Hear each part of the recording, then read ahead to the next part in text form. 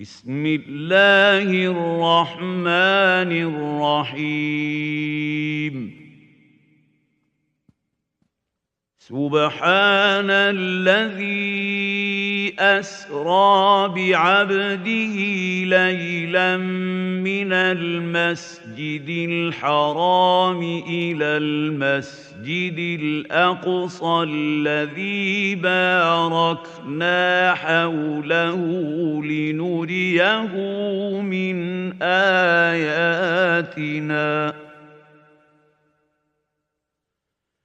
إنه هو السميع البصير.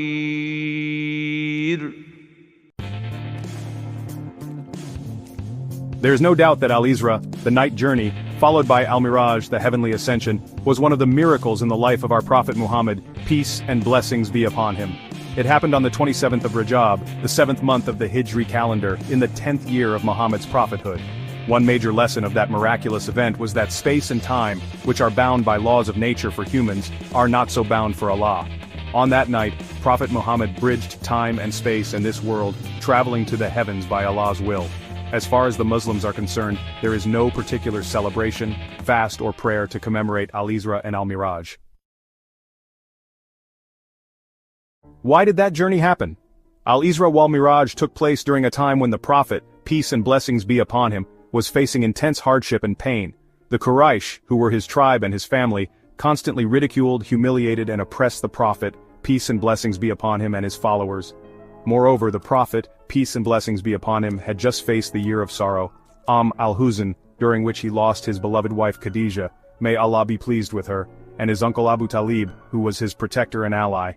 In addition to all these burdens, when the Prophet, peace and blessings be upon him, had traveled to Taif to spread the Islamic message, the people of Taif had rejected him in the most cruel way, sending their children into the streets to stone him until he left the city.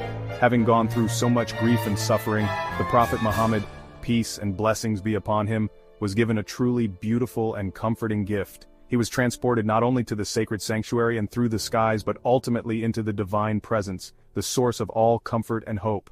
One of the most important lessons of Al-Isra wal Miraj, therefore, is that with every hardship there will be ease. The Noble Quran 94:5. The first part of the nightly journey of the Prophet, peace and blessings be upon him, more commonly known as the Al-Isra or night travel, occurred from the Prophet's house, and it ended at the Mosque of Al-Aqsa in Jerusalem. The Prophet, peace and blessings be upon him, narrates that as he was sleeping, 3 angels came, awakened him, then proceeded to take him to the Kaaba. Here, his heart was washed with Zamzam and replaced, so it could bear the immense burden of the journey that he was about to undertake.